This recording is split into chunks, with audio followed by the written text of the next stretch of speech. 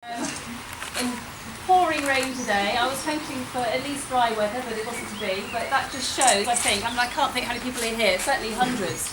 And it just shows the level of anger, I think, and the level of concern, and how much we want to protect our hospitals. And I know also that it's not just people from Ottery Town and the surrounding villages, but people from other towns as well, like Sidmouth, who have come today, because obviously it's not just Ottery Hospital that's at risk from NHS Property Services, it's actually 12 community hospitals right across eastern Devon. So if I can just rewind 20 years, 20 years ago, around £250,000 was raised by local people to help build this hospital.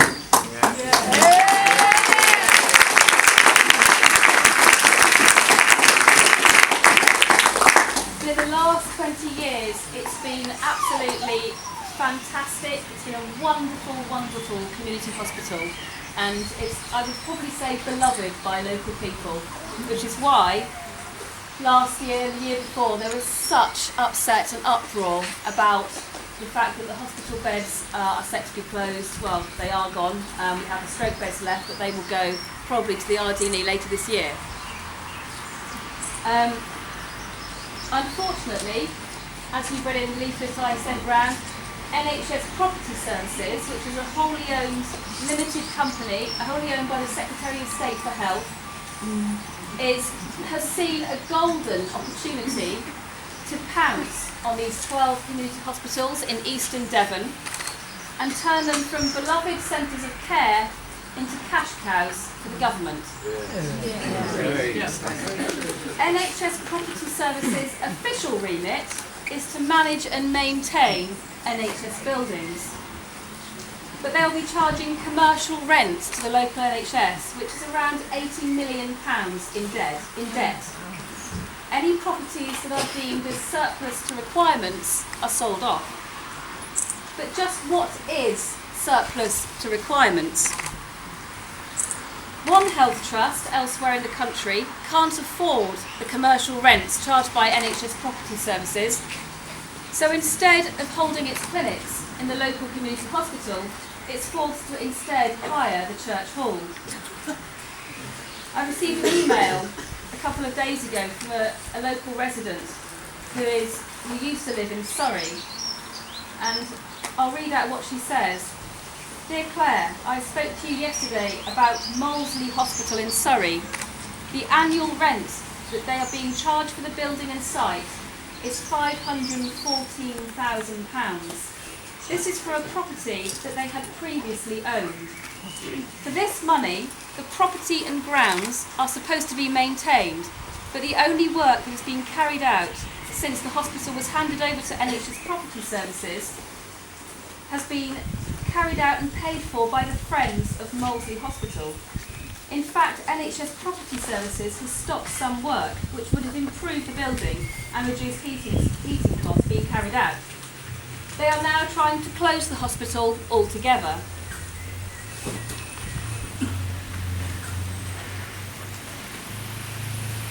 Mr. Swire is here today, but I'm going to carry on with the rest of what I was going to say, which is, I'm afraid I believe your response has been very disappointing.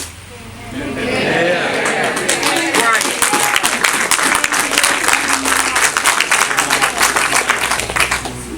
have claimed our hospitals are not at risk, yet you also advised us to take out a former community interest company and take out a lease to protect the hospital from your own government.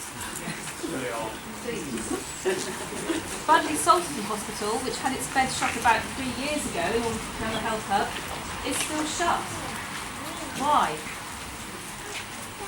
The good news is that there are reliable rumours that the transfer of the 12 hospitals in eastern Devon is now deferred from the 1st of June until possibly the autumn, due to wrangling over details of the contract, the terms of which NHS Property Services will not allow me to see. I wonder what they've got to hide. So, what can we do? Well, now we have more time, because we thought we only had a couple of weeks, or next week in fact. But we now have what looks like a few months. So there are things that we can do. So the first thing that we can do, if you're free, is attend the Health and Wellbeing Scrutiny Committee meeting at Devon County Council on the 20th of June at 2 o'clock. I'm a member of the committee and NHS property services will be discussed. There's very likely to be a public demonstration before the meeting on the steps of County Hall. I'll put some more detail on my blog about that. I don't know about you, but every time I think about this, my blood absolutely boils. I think we should express our disgust at the government's games with the NHS and community hospitals in the local press. You could write a letter for publication. You could copy it to Mr. Swire. He has said on Radio Devon that implies, certainly in the local press, that I'm scaremongering. You can also sign the online petition, which I'm about to set up and circulate. You can email Richard Westlake, who is the chair of the Health and Wellbeing Scrutiny Committee, with your views ahead of the 20th of June meeting.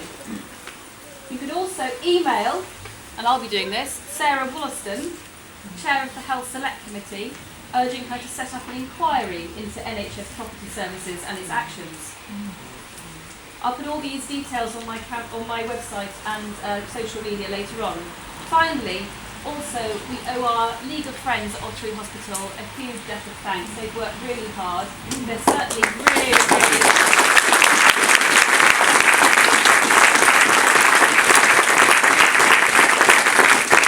They work hard and quietly behind the scenes, and they're really opposed to what's happening with NHS property services. If you can, please join the League of Friends. I think they need you now more than ever. So, we do have time. We can fight this.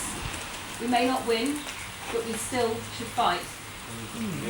Our avaricious and despicable government appears to want to destroy the NHS. We've got time to fight. Let's do it.